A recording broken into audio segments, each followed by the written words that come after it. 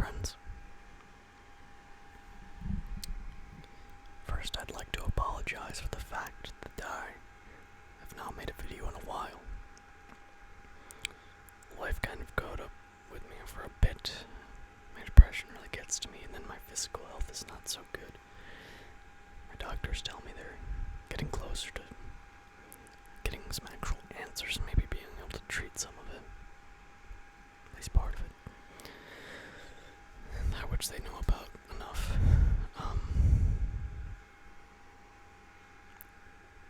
Yeah, but here I am, determined to make this video. Sorry, I just keep making sure this is recording and it's not screwing up on me. I think I finally got it working right. But yeah, we originally were going to do this Creepypasta video a week or so back, whatever it was. And I want to continue with that. Though not the same story I was going to read. I want to start with a new one so that we're both kind of getting our first exposure to this. You know, Creepypasta's great. Always loved it as a kid. Always loved writing since I was a child, and I've been working on a book for years, and various ones, and I always scrap them, but maybe one of these days I'll get through to it. I'm even considering writing stuff for Creepypasta for the hell of it, because I've always loved horror and thrillers and stuff, so that's kind of like a big thing for me. But yeah, here we are.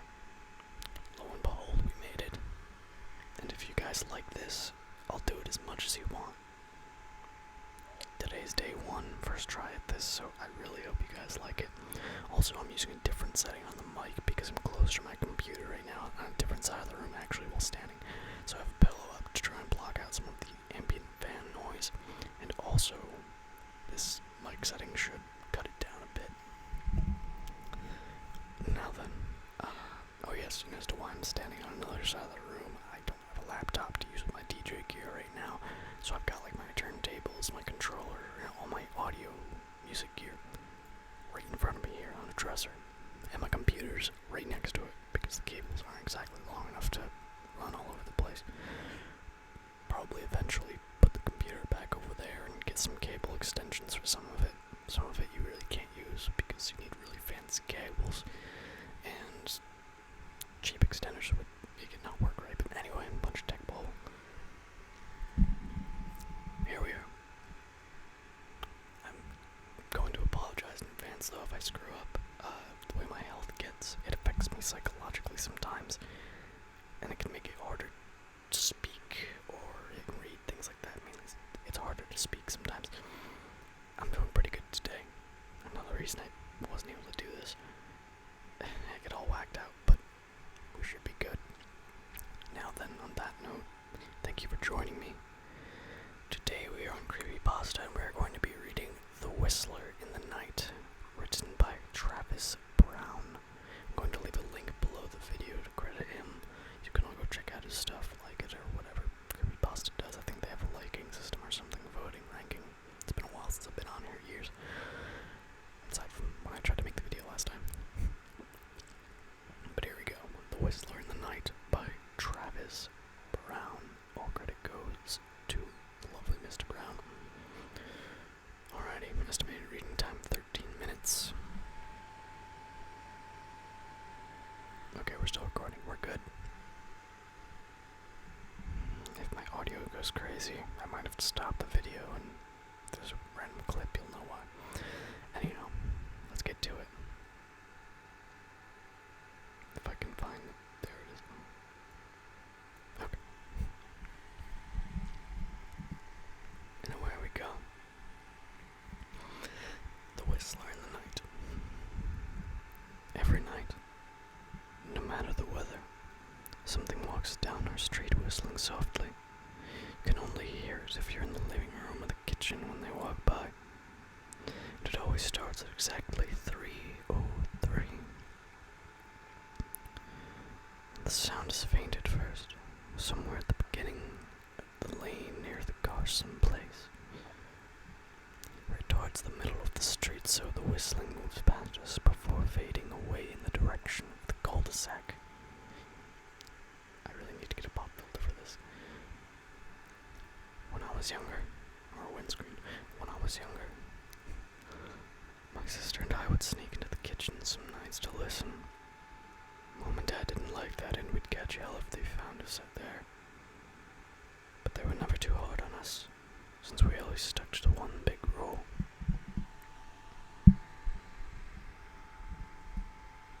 Sorry. Don't try to look at whatever was whistling. My neighborhood is a funny place. I've lived here since I was 6 and I love it. The houses are small but well kept. Good-sized yards. Plenty of places to explore.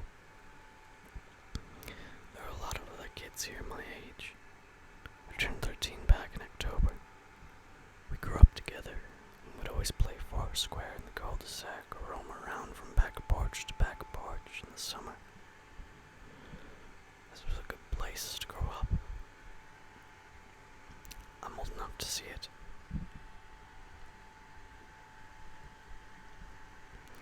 And there's only the two strange things here. The night whistling and the good luck. The whistling never bothered me much. Like I said, I couldn't even hear it from my bedroom. But Mom and Dad don't like talking about it, so I've stopped asking questions. My dad is a strong guy, tall and calm. Has an accent since he moved to the US as a kid. His family, my grandparents, they're from the islands, that's what they call it. My dad, the only time he isn't so calm is if the whistler comes up. He talks a little quicker, then eyes move faster. And he tells us not to think about it so much, to always remember the one rule. The big rule. Don't try to look outside when the whistler goes past.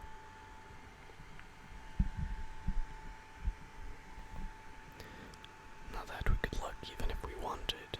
See, there are shutters on the inside of every window, thick pieces of heavy canvas that pull down from the top and latch to the bottom of the window frame. Each latch even has a small lock, about the size of what you'd find on a diary. My dad locks those shutters every night before we all go to bed and keeps the key in his room. My mom, I don't know what she thinks about the whistling. I've seen her out in the living room before at 3:03. When the sound starts, I could see her if I cracked my door open just an inch to peek. She's not out there often. At least I haven't caught her much. But once or twice a month, I think she sits out there on a big red couch just listening.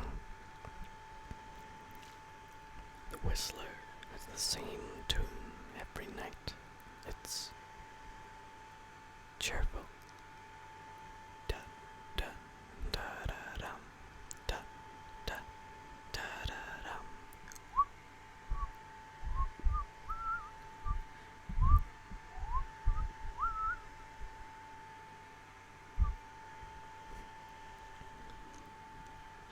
Remember how I said there are two odd things about where I live? Well, besides our night whistler, everyone in my neighborhood is really lucky. It's hard to explain. Dad doesn't like us talking about this part much either, but good things just seem to happen to people around here a lot. Usually it's small things, winning a radio contest, or getting an unexpected promotion at work, or finding some arrowheads buried in the yard. You know, the authentic kind. The weather's pretty good, and there's no crime, and everybody's gardens bloom extra bright in the fall. A million little blessings, I've heard my mom say about living here. But the main reason we stay here, why we moved here in the first place, is my sister Nola. She was born very sick, something with her lungs. We couldn't even bring her home when she was born, only visit her in the hospital. She was so small, I remember. Small even compared to the other babies. The machine had to breathe for her.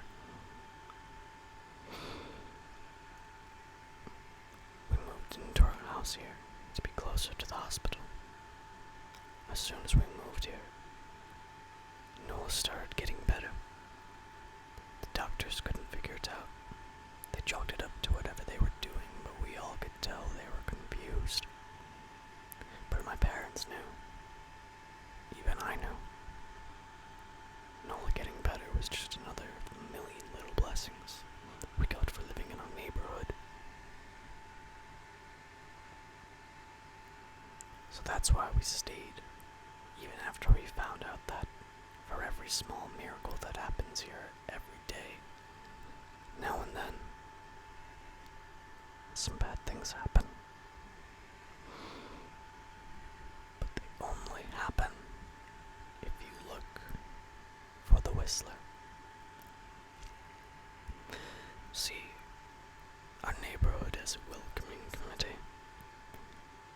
They show up with macaroni casserole and a gift basket and a manila folder whenever someone new moves in. They're very friendly. 4 people showed up when we moved in 7 years ago.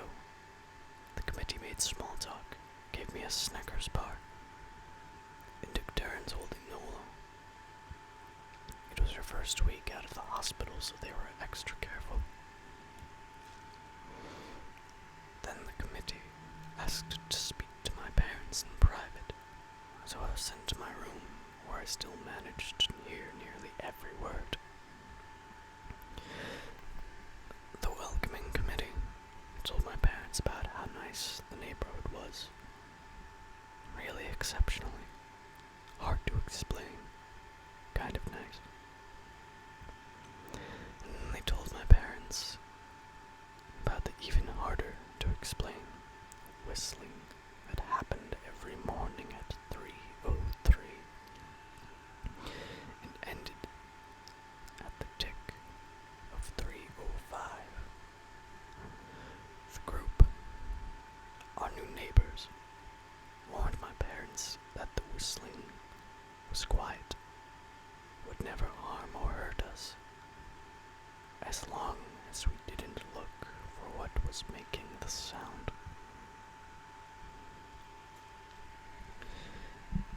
This part, I stressed, and I pushed my ear into the door, straining to hear them.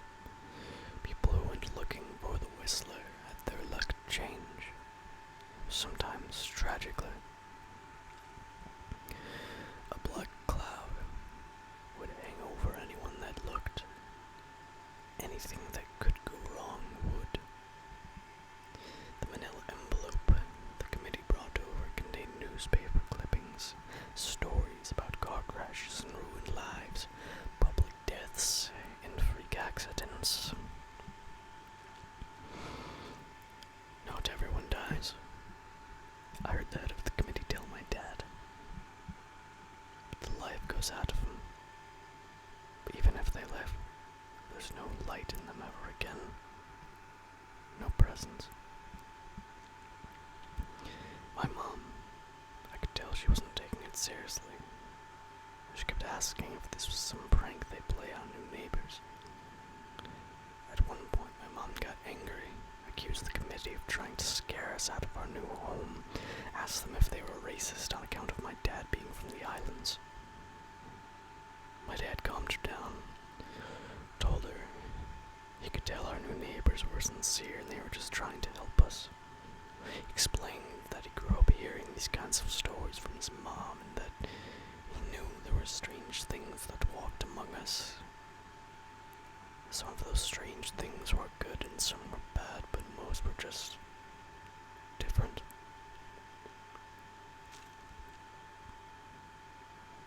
After the committee left, my dad went out to the hardware store, bought the canvas blinds, the latches, and the locks, and installed them on every window in the house after dinner. That first night in our new house, I crept out of my room at 3 a.m. only to find my dad awake sitting on the living room couch, holding my baby sister. My dad held up his finger in a shh motion, but patted the couch next to him. I sat and we waited. At exactly 3:03, we heard the whistling.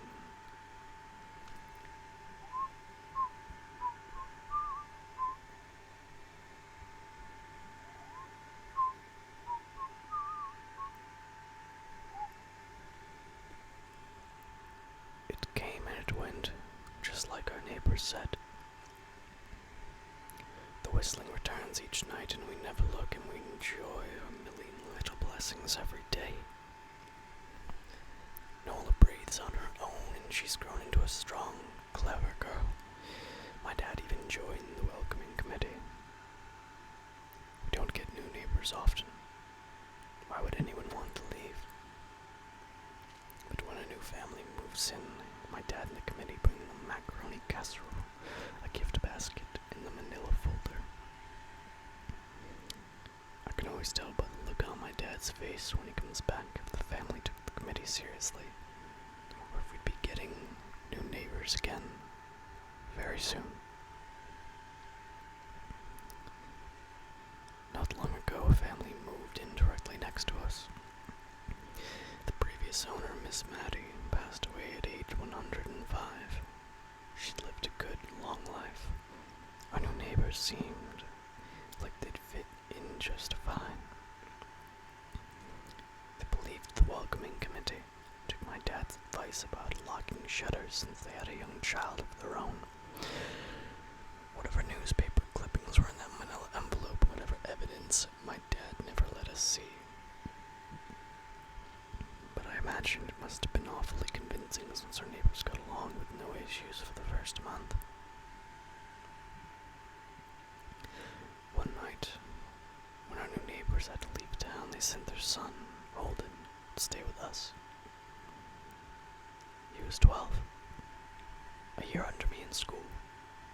I didn't know him well before that night, but as soon as his parents dropped him off after dinner, I could tell there's going to be a bad time.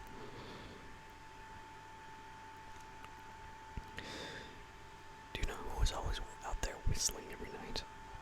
Holden asked the moment the adults left the room.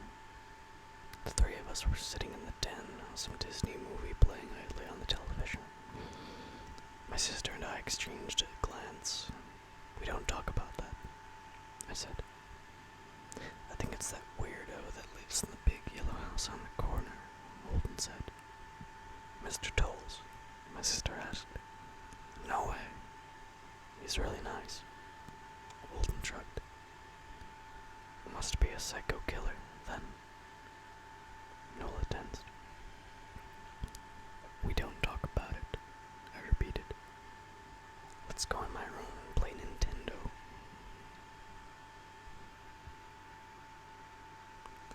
We spent the next few hours playing games, eating popcorn, and then watching movies, a typical sleepover. But I could see Holden was getting antsy. After my parents had wished us good night, locked the blinds and gone to bed, Holden stood up from his beanbag and walked over to where Nola and I were sitting on my bed. Have you ever even tried looking? He asked. It's nearly time. Like most sleepovers, we'd conveniently ignored any suggestion of bedtime. I was shocked to see he was right. It was almost 3 a.m. I sighed. We don't. See, I can't. I can't even try to look because my dad locks the blinds every night and hides the key. He continued, ignoring me. So does our dad, said Noah. No, replied Holden. No, he doesn't. I saw him do it, I said, a little sharper than I meant to sound. Holden grinned. Your dad locks the blinds, yeah.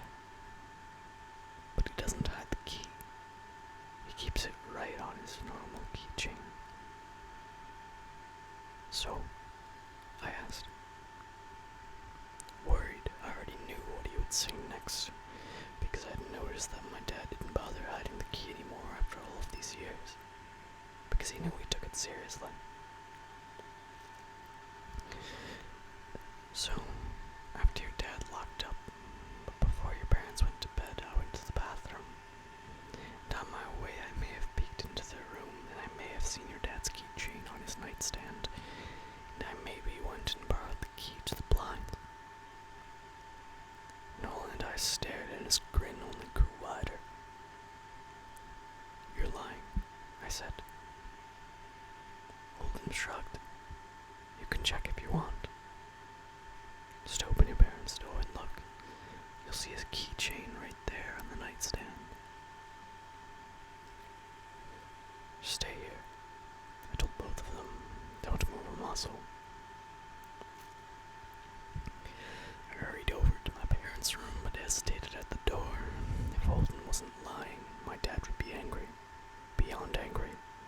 I was scared thinking about it, but more scared of an open window with the Whistler right outside. I opened the door, barely an inch, and looked in, but it was too dark to see. Taking a deep breath, I walked into the room. 2 steps into the dark, I froze. The whistling started, and I could hear clearly. From my parents' room. I never realized, but they must have heard the sound every night since we moved into the house. They never told us. I don't think I could have slept through it. I stood there, listening to the whistling come closer, unsure whether I should turn on a light or call out for my dad. Soft sounds from the living room brought me back to reality. Nola, I yelled, running out of my parents' room. Holden and Nola were standing near the front door next to a window. Holden wasn't lying. I could see him fumbling with the lock on one of the blinds. I heard a click. He did have the key. Holden let out a quick laugh. Nola stood next to him, hunched up, afraid but maybe curious. The whistling was right outside our house now. I think I made a sound. Called out. I can't remember. Time felt frozen.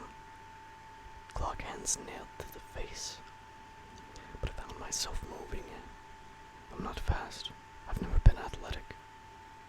Somehow, though, I covered the space between myself and Nola in a moment. My eyes were locked on her, but I heard Holden pull the blind all the way down so it could release. I heard the snap of it start to raise. And I heard the whistling just on the other side of the window. But I had my arms around Nola and I turned us so she was facing away from the window. At the same time, I jammed my eyes shut. The blind whipped open. The whistling stopped. I felt Nola shaking in my arms. Don't look, okay? I told her. Don't turn around. We were positioned so that she was facing backwards, back towards the hallway, and I was facing the window. My eyes were still closed. I felt her nod into my shoulder. I reached out with the arm not holding Nola and tried to touch Holden. My hand brushed against his arm. He was shaking worse than Nola. Holden? I asked. Silence. I reached past him and gingerly felt for the window, my eyes still sealed shut. The glass was cold against my fingertips, colder than it should have been for the time of year. I moved my hand up the window, searching for the string to the blind. The glass began to get warmer the farther I reached. There was a gentle hum feeding back into my fingertips. I tried not to think about what might be on the other side of the window. Finally, I touched the string and yanked the blind shut.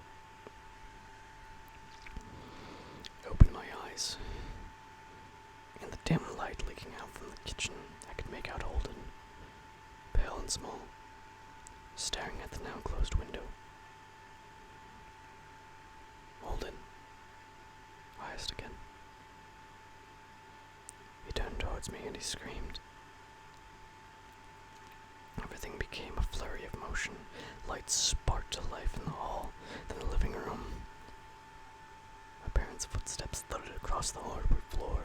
I didn't turn to look back at them. My eyes were glued to Holden. He was pale. Had bit his lips so hard there was a thin red line of blood running down his chin and he'd wet himself. What happened? My dad asked from behind me. I managed to swivel away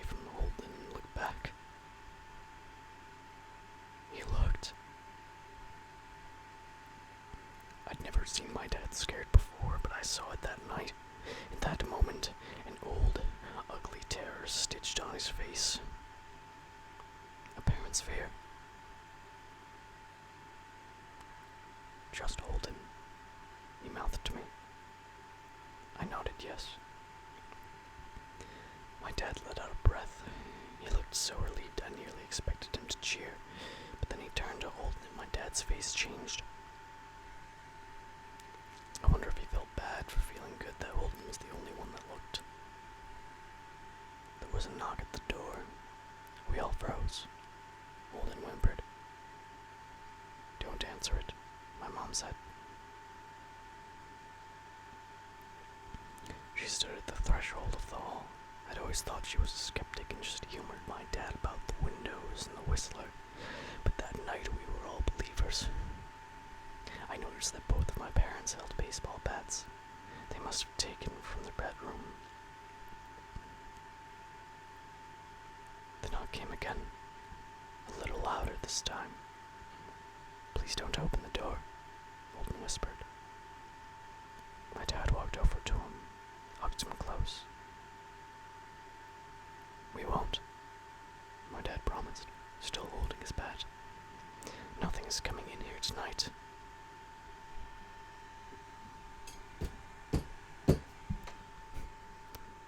"Call the police," my mom whispered to my dad. The knocking instantly stopped. My dad looked over his shoulder at us. "Do you think?"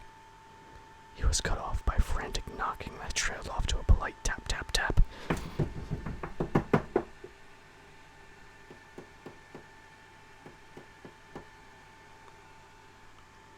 "Police," something said from the other side of the door.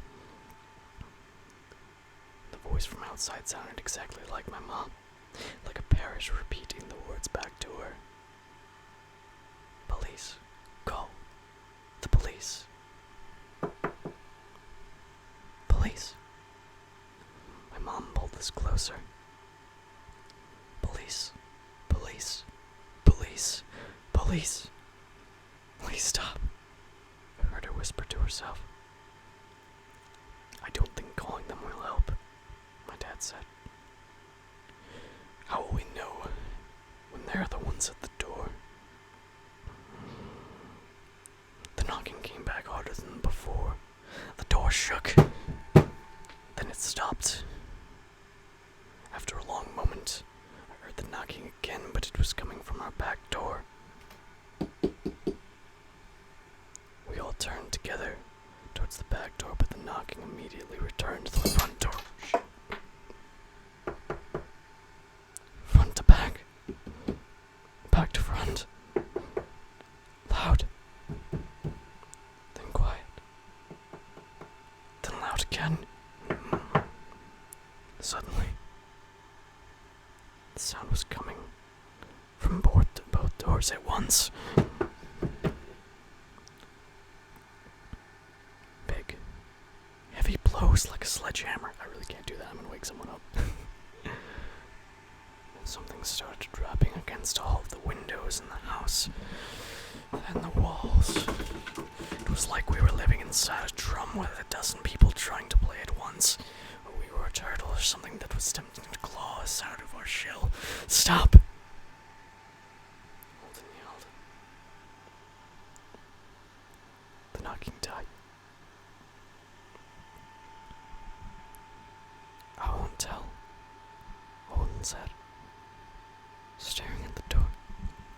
"I promise I won't tell anyone what I saw. Just please go away." We waited for nearly a minute. Then we heard it. A soft tap, tap, tap. Coming from the window Holden had looked through earlier. Holden started to cry, sobbing like a prisoner watching gallows being built outside their cell.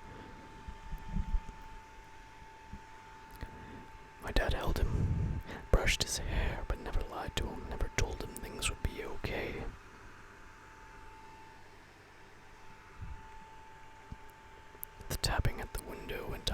rest of the night. We huddled together in the living room for I don't know how long. Eventually, my mom tried to take us kids into my room while my dad stayed watch at the door. But the second we moved into my bedroom, the knocking came back, so loud it was impossible to ignore. I was afraid the door couldn't take it. We went back to the living room and the knocking stopped.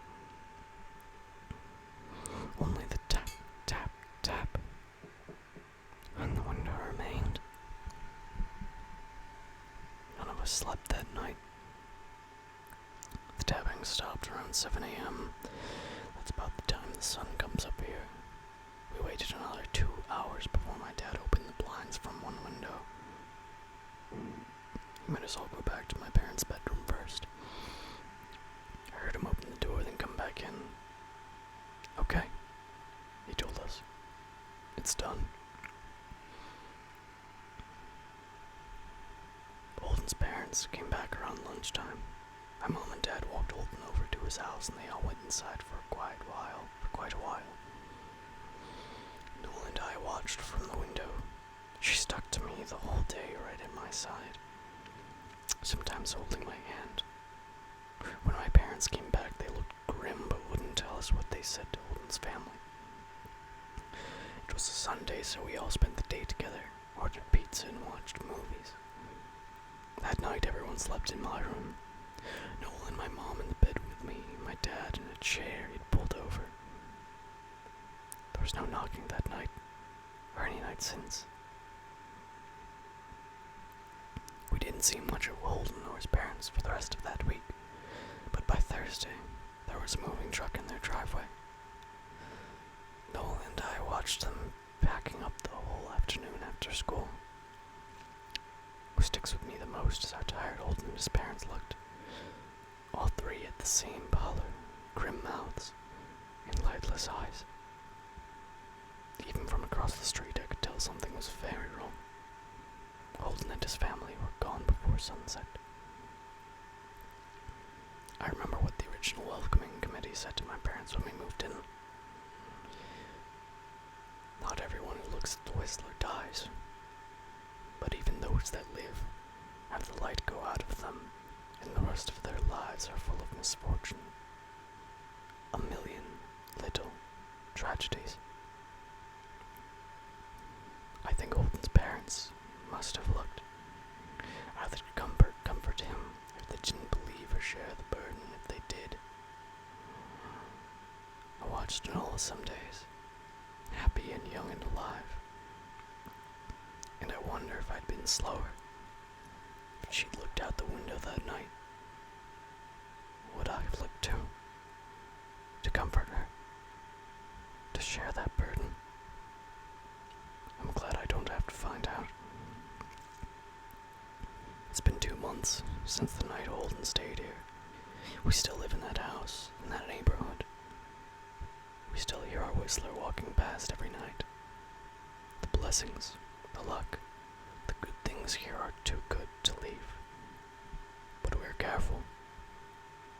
We don't have friends over to spend the night anymore. My dad hides the key to the blinds very well. Not that I've gone looking.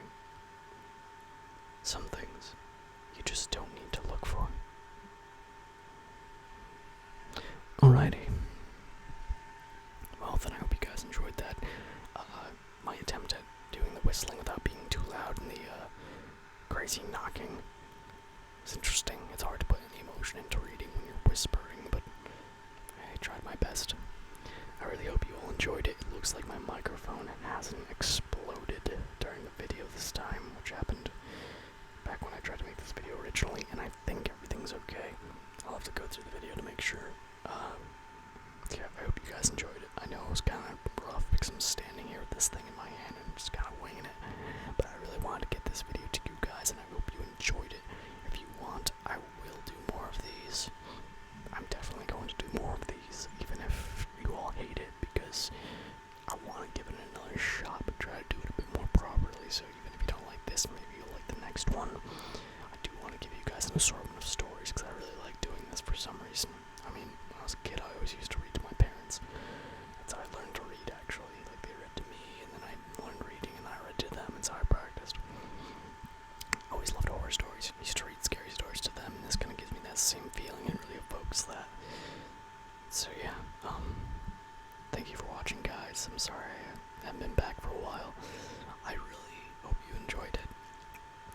hopefully see you guys again very soon. This was ASMR Creepypasta, The Whistler in the Night, written by the one and only, well, there's probably more of them, but this one, Travis